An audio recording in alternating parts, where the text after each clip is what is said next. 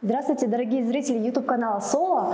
Это проект «Мост», и я ее ведущая Салтанат Зарнаева. У нас сегодня в гостях отличник культуры, посол доброй воли ЮНЕЙДС, ТВ-персона, ведущий, тамада №1 в Кыргызстане, по версии моей мамы. Моя мама вас очень любит. Здравствуйте, Эркин. Здравствуйте, Салтанат, и сразу передаю привет вашей маме. Добро пожаловать к нам на канал. Ну, вообще, например, людям всем нравится невозможно, да? Но про вас почему-то я всегда слышу только позитивные отзывы. И вот на кыргызском говорят «Яхши адам», «Яхши». Сын маминой подруги, да? Вот про вас я всегда слышу, что вы хороший человек. А вы себя считаете хорошим человеком? Вы знаете, я себя люблю. Я себя люблю. Это здорово. Да, и я считаю, что каждый человек должен в первую очередь любить себя, ценить. И, конечно, я знаю и про свои минусы, я стараюсь работать над ними. Я не скажу, что идеальный. И я, возможно, даже не подхожу под критерий «хороший». Вот. Но, видимо, я умею хорошо скрывать какие-то свои недостатки, если люди говорят хорошие. Но просто не с теми общаетесь. Есть те, кто не очень и лестно обо мне отзывается. Но наоборот, мне кажется, хорошо. Пускай я буду всегда про вас слышать только позитивные отзывы, позитивные новости. Да? А вообще, например, хорошим человеком окей, а хорошим журналистом считаете себя? Нет, я себя вообще журналистом не считаю. Почему? Я считаю, что я предал свою профессию. Ага. В каких моментах? Я ушел на халтуру. Вот мы сегодня с вами договорились открыто беседовать. И я ушел на зарабатывание денег, на частные мероприятия, вечера, что отнимает у меня большое количество времени. Я не могу себя полностью посвятить журналистской деятельности, телевизионной деятельности. Просто потому, что я там не зарабатываю денег. Вот если уже откровенно. Ну вообще у нас же на телевидении, ну вообще в журналистике не сильно зарабатывают деньги? Или есть такие, которые зарабатывают? У нас вообще не зарабатывают журналистики. И вот полностью согласна. Поэтому... Вообще не зарабатывают журналистики, если мы говорим о классической журналистике. А продавать ее из-под стола в конвертах, это другое. Это уже кощунство. Это сверхпредательство. Поэтому вот, есть три выбора. Да? Либо ты остаешься в своей профессии, да, ты будешь классным журналистом, но ты будешь зарабатывать там, ну, в лучшем случае столько, сколько зарабатывают там журналисты Азаттыка. Это вот стандарты, да, наши. Есть второй вариант. Ты просто уходишь, делаешь дополнительный свой бизнес, идешь, открываешь контейнер над Ордой, там, салон красоты, ну, или если у тебя вообще нет навыков в бизнесе, то, как я, идешь и просто ведешь частные вечера.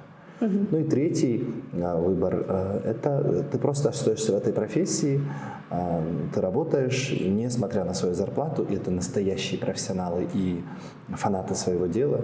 Ну вот я выбрал второй путь. А как вообще вот в Кыргызстане можно назвать то, что у нас есть журналистика? Безусловно, то, что у нас есть? Безусловно. Ведь какие блестящие расследования, вчерашнее расследование Темиров Лайф про офшоры, расследование Клопа, расследование Азаттык вместе с ОСРП, да? Это же высший пилотаж журналистики. Я думаю, что кыргызстанская журналистика флагман вот, в Центральной Азии. Ну, посмотрите на Ленку Нечаеву. Вот она просто сидит дома и делает у себя черный ящик, белый шум, да, к примеру. Посмотрите на Бектура Искендера и его команду. Посмотрите на Али Тохтахунова, на Болота Темирова, на Ыдрыса. Посмотрите, как он в Ноукате, будучи, вот, сделал такое замечательное расследование. Ну, мне кажется, это прям вот такой большой, мы едем по такой большой трассе, наши коллеги едут с такой неимоверной силой, и они и есть такое основное звено либеральных демократических ценностей в стране. Вот я как раз хотела, чтобы вы прям называли фамилии, потому что у меня вот в нашей программе я хочу, чтобы вы дали такой толчок, да, молодым журналистам, таким как я, например, кого смотреть, кого слушать. А есть ли такие имена, например, на российском рынке, кого вы смотрите, кого предложили бы посмотреть? На российском, ну, я вот «Медузу» читаю, мне очень нравится «Дождь», как они вещают. Мне отдельно нравится, ну, «Дудь» — это вообще вот это новая эпоха. Вот, я бы еще Анну Качкаеву всем предложил бы, как теоретика, да, послушать. Но если говорить уже о, наверное, наверное, Познер все-таки, да? Я вот его люблю. Вот. Если мы говорим о журналистах, если мы говорим о развлекательном контенте, то мне, безусловно, сказать, что симпатичен, наверное, даже ничего не сказать. Я прям обожаю Урганта. Иван Ургант, да. Недавно на YouTube-канале Media Kitchen у вас вышла программа, наверное, да? Вы говорите про медиаграмотность. Очень вообще классная тема. Вообще классно то, что делаете такие выпуски. Я бы хотела с вами тоже про нее поговорить. Почему сейчас у нас смотрят, выбирают контент, который не очень качественный, наши люди? Почему смотрят видео, типа, смотреть до конца, там, через 5 минут удалю, да, с такими названиями, а внутри все такое некачественное? Это же всегда было. Это всегда было, просто раньше-то не было альтернативы. Раньше не было альтернативы, и все смотрели только один канал, читали одну газету. Ну и то, если по этим каналам разбить, люди больше любили смотреть Арно-концерты, чем какую-нибудь аналитическую программу. Это нормально. Это нормально.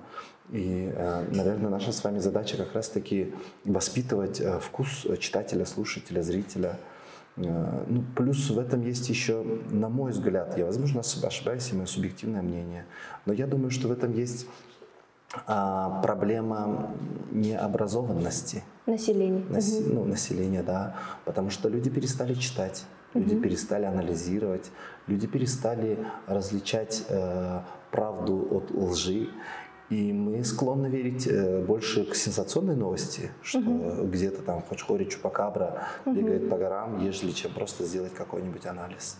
А как вот из этого вылезти, да, как выбраться, как перестать, чтобы вот люди смотрели действительно, вот, ну хотя бы, ладно, пускай смотрят, но чтобы еще где-то сравнивали информацию, да, не просто верили. Альтернативную. Да, надо образовывать, это единственный путь. Надо читателю, зрителю давать альтернативную информацию и доказывать, что она существует, что кроме Первого канала государственного существуют еще альтернативные каналы, что кроме YouTube-каналов «Смотрите до конца», «Жестко псалды дегенный башка», есть еще что-то более интересное, более глубокое. Да, мы должны это распространять, мы должны каждый день вот прям под лежачий камень вода не течет. Мы должны каждый день работать над этим. Капля камень точит. Мы к чему-нибудь придем.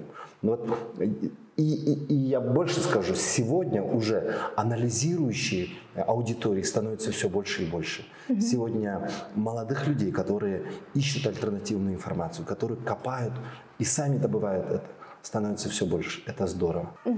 А вот здесь я почему-то сразу вспомнила про события на границе, когда российские СМИ и... Нет, сначала, по-моему, начали таджикские СМИ сразу обвинять то, что вот кыргызы нарушили границу, потом где-то вот российские издания тоже выдавали такую информацию. И вот тогда мы почувствовали какую-то нехватку или ну, какую-то слабину, да, вот, на поле информационном.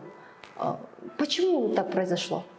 Я думаю, что... Я не думаю, я точно знаю, что здесь не сработал аппарат президента.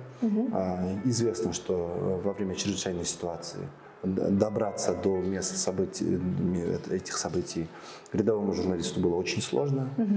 Конечно, все рычаги были у аппарата президента, в частности, у пресс-службы. И я думаю, что они немножко расплоховали в своем деле.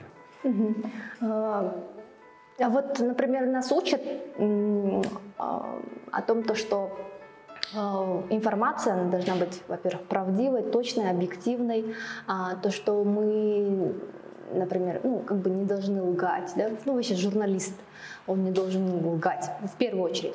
А бывало ли у вас такое, когда вот вы стоите между выбором, например, сказать правду или же не предавать, не вредить государственным каким-то интересам? Мне кажется, абсолютная правда или абсолютная лжи вообще не существует, особенно в тех случаях, когда мы выносим эту тему на обсуждение.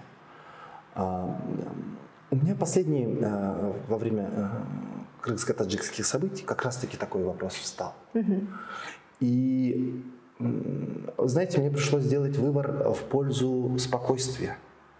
Потому что в те дни нас попросили выходить ежедневно и на телеканале НТС или на ТВ1 KG, где я вот работаю на 2 каналах. И мы буквально каждый день выходили. И мы могли бы, в принципе, в тот день говорить и о том, что председатель КМБ уехал, улетел в Германию, оставив страну. Мы могли бы говорить о том, что в Душанбе шел Совет Безопасности, и они бездействовали. И находить какие-то минусы решений властей, да? Сглаживать углы приходилось, да? Нет. Мы просто все подумали, что, наверное, это тот момент, когда нужно консолидировать силы, объединиться и не сеять панику внутри страны, а просто ее объединить, хотя бы информационно, и сказать, что все у нас будет хорошо, давайте сегодня не ругаться, давайте вот решим проблему на границе, точнее, пусть власти решат проблему на границе, или там наша армия решит, а потом мы успеем разобраться, потом мы успеем сделать анализ. Вот это тот случай. А вообще, например, вы можете по порядку, вот я, например, вот вы журналист, и вот для меня первое важное, вот такой-то принцип, а потом вот это, например. Есть у вас такой список? Принцип? Не навреди, это первое. Как и у врача. Второе, спасай людей, не сгорай сам.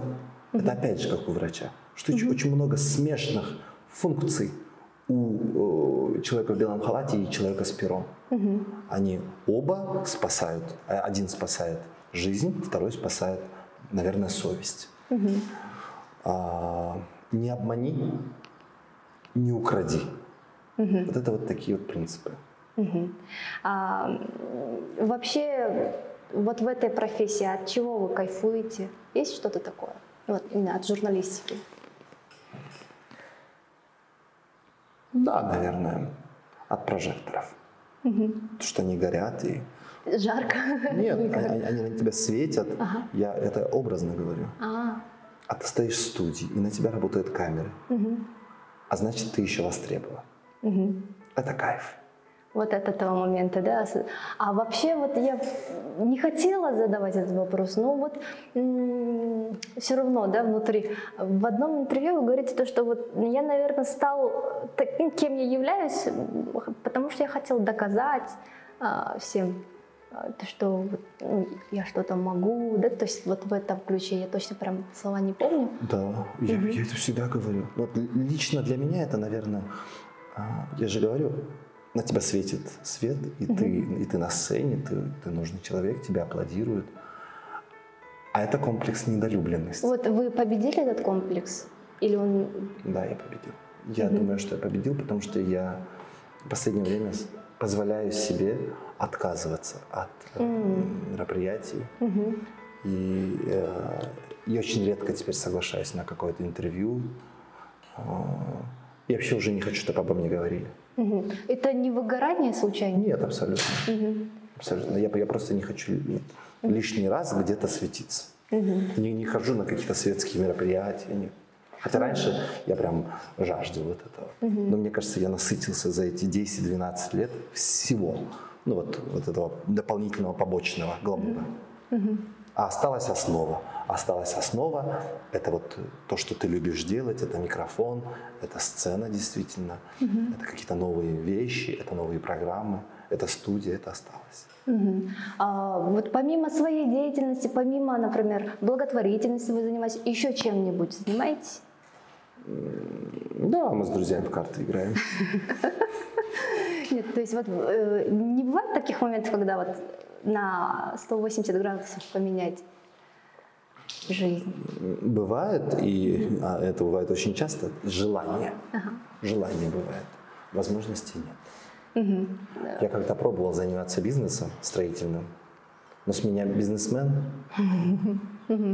как, я не знаю, там...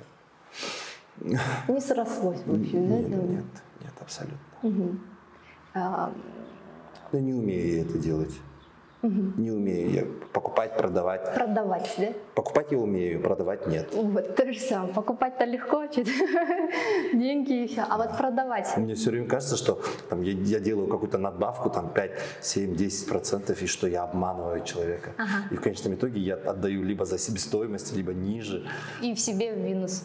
У вас в Твиттере стоит картинка Текебаев и Зулпиев. Почему?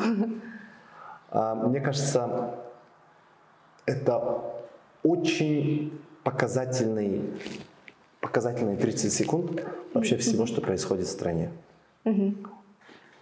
Значит, Эмирбек Черкешевич высокий, видный, авторитетный человек, который за 10, 20, 30 лет строил страну, где-то ее разрушал, но в частности строил. Мы его оцениваем как политика.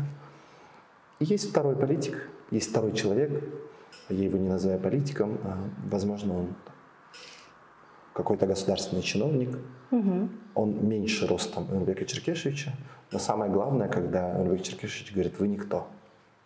Это описывает всю ситуацию, которая сейчас происходит в стране. А можно вот, например, страна и главы государства? Или там вот именно это политика. Это все, что происходит сейчас в политике. И я не скажу все, но отдельные люди, которые случайно пришли во власть и решают нашу с вами судьбу и наше с вами завтрашнее. У них такое мышление, отношения. Я их позиционирую вот с этим чиновником. Они никто, но они меняют все. В прошлом году вы активно участвовали в общественных событиях? Пришлось. Да, тогда всех, мне кажется, затронуло. С тех пор что-нибудь поменялось? Вы поменяли свое мнение или же все так же? Да, я очень сожалею, что я участвовал в них. Почему? Потому что я считаю, что я частично виноват в том, что сейчас происходит в этой стране. У нас были другие мысли, мы выходили совсем из-за других идей. Мы всего лишь хотели, чтобы итоги парламентских выборов 4 октября 2020 года были отменены и были переназначены новые парламентские выборы. Но мы вовсе не хотели, по крайней мере, я вовсе не хотел, чтобы в очередной раз менялась главная книга страны. Я не хотел бы, чтобы менялся вектор развития страны. И я очень хотел бы, чтобы в нашей стране развивался парламентаризм. Но все случилось с точностью да наоборот. Мы поменяли президента, мы поменяли страну, мы поменяли государственный строй, мы объединили министерства и так далее. Но парламент остался тот же. И тогда, получается, например, вы хотели бы просто сидеть? То есть вы смогли бы просто тогда сидеть? То есть ополчаться? Если сейчас отмотать пленку назад, наверное, я просто отсидел, если я знал бы, что все так произойдет. Мне кажется, лучше не стало. Лучше не стало, но стало ли хуже? Ну, скорее всего, да. Потому что вы видите, на чем я приехал? Да. Здоровый образ жизни, наоборот, это классно? Нет, это просто бензин стал дорогой. И продукты стали дороже. И свобода слова в рейтинге упала. И границы закрыты. И с таджиками не все ладно. И так далее, и так далее, и так далее. И вообще страшно, да? Мне страшно, например. Мне тоже страшно. Давайте про хорошее поговорим. Я видела у вас видео. Нет, сначала, пользуясь случаем, я хочу поздравить вашу маму. Спасибо. С прошедшим юбилеем, с 70-летием от всей нашей команды. Искренне от канала Соло мы желаем ей крепкого здоровья, долгих лет жизни, и пускай она всегда улыбается. Я видела у вас видео, тоже очень милое видео, когда вы поздно возвращаетесь домой, и вас дома ждет мама. Это так мило. Да, это классно. Расскажите про ваши взаимоотношения с мамой. Какая у вас мама? У нас космическая связь с мамой. Вы самый любимый сын? Нет. Нет, у вас 5 в семье? У нас 5. И у мамы есть другой любимый сын, с кем она живет. Но она часто приезжает ко мне в гости, и мы с ней друзья. Мы с ней друзья, потому что я могу с ней рассказать, я могу ей рассказать и свои проблемы, поделиться невзгодами. Я знаю, что она никогда меня не осудит. Никогда. И я всегда иду к маме за одобрением. зная, что я даже поступая неправильно, я иду за одобрением, чтобы она одобрила мой неправильный шаг. И Вас всегда поддерживают? Мама, да. Мама, да. Вообще это здорово, не знаю, мне кажется, вот именно вот такое вот отношение сына с мамой, обычно же как? Обычно у нас в традиционных семьях дочки больше ближе к маме. А вот я смотрю... Ну, мамины дочки тоже к ней близкие. Нет, именно вот про ваши отношения, мне, не знаю, это так мило, это так вот прям хочется, вот прям, пожалуйста, все относитесь к своим мамам, как Эркин к своей маме, да, это здорово. Относитесь еще лучше. Но я просто понимаю, что она даже молодеть не будет, и 70. Что время идет. Да. Что время идет, и нужно ценить каждый день, и я не хочу завтра ни о чем сожалеть. У вас был список, вот что я должен сделать к 30 годам? Когда-то был, я потом его просто забросил. Ага. А вот что-то реализовано из этого списка? Наверное, да. Наверное, да. Что-то нет. То есть вот да. четко такого... Но я не женился, это точно. А, там был такой... Да. А вот что-то еще? Что-то материальное, наверное, да. Что-то материальное, там, плана карьера, дом, машина, там, путешествия с семьей, вот эти вещи, наверное, да. Ну, я вообще теперь не живу по этим правилам. А, да? Значит, у вас нету следующего списка к 40? Нет. Значит, это вот, ну как, вот, вы просто поопытнее, чем я. Вот я хочу, вот, например, у меня есть такой список. Бесполезно, что ли? Нет, может, он для вас полезен, но это же все индивидуально. Я вот решил не ставить свою жизнь на рельсы и ехать по ним. Да, там, по определенному пути, который я сам себе прописал.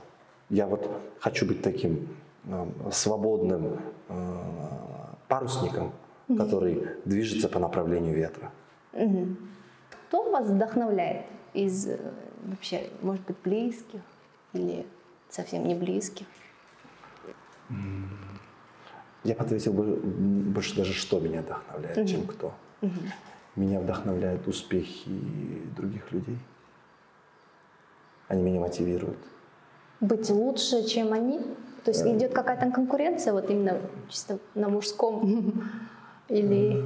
Нет, это не конкуренция, это какая-то мотивация, наверное. Что вот нужно быть минимум таким же, как он. Есть же зависть такая черная. А есть белый, да? Когда ты думаешь, а что у него получается? Вот почему он купил машину? Да лишь бы у него машина разбилась, и он там снова ездил на маршрутке. Да? А у меня... Я вообще не верю людям, которые говорят, что не завидуют. Любой человек завидует. Главное это правильно интерпретировать. Если это зависть, перевернуть в свою мотивацию, сделать так, что, ну, слушай, ты можешь добиться так же, ты можешь ездить на таком же автомобиле, как и он, то да, это классно. Ничто не пробуждает амбиции так, как звук фанфар, наверное, в честь чужого успеха. И внутри, да, я точно так же сделаю, да. У меня это тоже будет. У меня тоже получится, да. Вы эмоциональный человек? Безумно. То есть как прям скачет?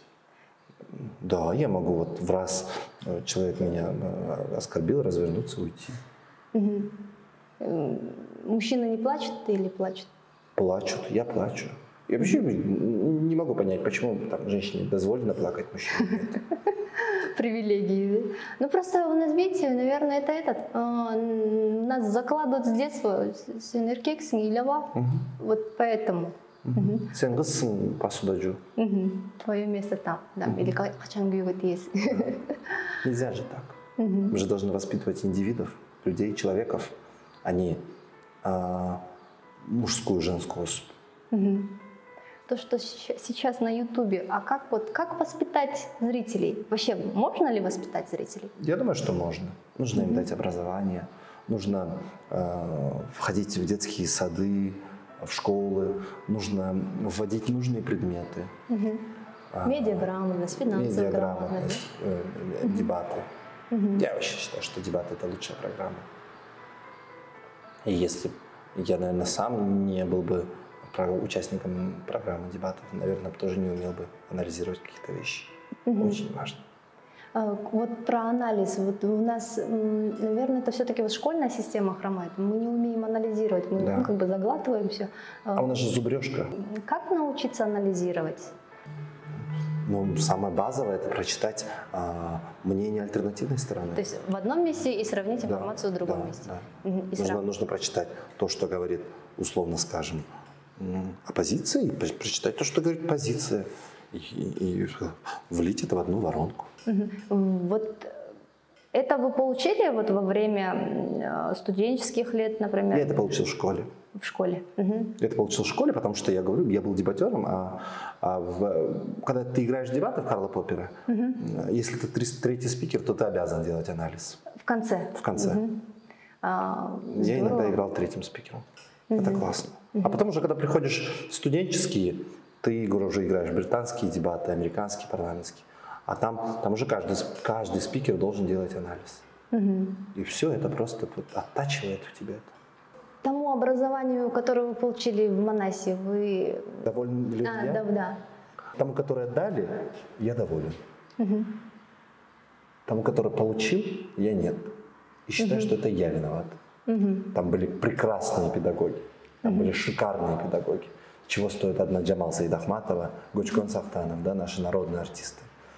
Султан Раев, Манасбек Мусаев и так далее. Это мэтры кыргызской журналистики и кыргызского там искусства.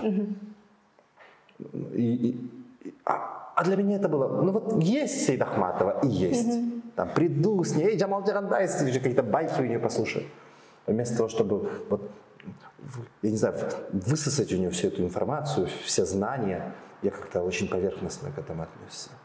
А потом пришлось, то есть это брать уже на поле, эту информацию, эти знания? Да, где-то добирать, где-то придумывать, где-то вот этот пробел так и остался. Ну не получается, все, простите, уже такой, какой есть. Пробел остался, значит, вы еще до сих пор как бы не в совершенстве? Или... Абсолютно нет. До туда еще много? Как вы думаете? Я думаю, еще целую жизнь. Что для вас идеальное интервью? Не знаю, не могу ответить. Оно разное. Оно разное. И любое интервью, даже под, я не знаю, под Опра или Донахью всегда можно найти хейты. Я уже молчу про наши. Поэтому ничего идеального нет. Нет, а у вас бывает же, у вас так много интервью, и вы, вот, например, иногда чувствуете, вот здесь, наверное, будет какой-то выстрел, или не знаю. Наверное, когда на слезинку пробивает либо тебя, либо его. Что-то от души. За живое. Да, что-то оттуда вот вытянул. Такой редкий момент. Или наоборот, когда он после интервью выходит и злой и ненавидит тебя. Ненавидит за то, что ты заставил поделиться. Нет, не задел. Рассказать то, чего не хотел бы рассказывать. Я не знаю, не совсем человечно, но вот, наверное, так. У вас, наверное, уже вот настолько то, что вы приходите на интервью, смотрите на человека и уже знаете его психотип. Нет, абсолютно. Нет? Абсолютно. Я только изучаю этот жанр. Для меня он абсолютно новый жанр интервью. И я, собственно, согласился работать на ТВ-1 только для того, чтобы попробовать этот жанр. Я всегда работал в жанре ток-шоу. Всегда. И по сей день. Это был мой любимый жанр. Я считал, что я обычно считал, что я рожден для ток-шоу. Но потом вот в свои 32 я подумал, ну давайте попробую интервью. Не всегда получается. А вообще нравится или лучше? Да, мне нравится интервью. Мне нравится беседовать, вникать, понимать этого человека, сострадать ему, завидовать ему, любить его и ненавидеть. Там же в студии. Все в одном месте, в одно время. Все эмоции, чтобы вот к тебе приходили, снова это уходило. Вот. Мне нравится даже парировать ему. Где-то там в душе. Думать, какой ты крутой чувак. А потом снова подумать, подожди-ка. я бы так не сделал. Спасибо, Эркин, за то, Спасибо что вам. пришли, уделили нам время драгоценное ваше. Это был YouTube-канал Соло, это проект «Мост». Спасибо вам, зрители, за ваше время. Мы вам желаем крепкого здоровья, берегите себя и своих близких.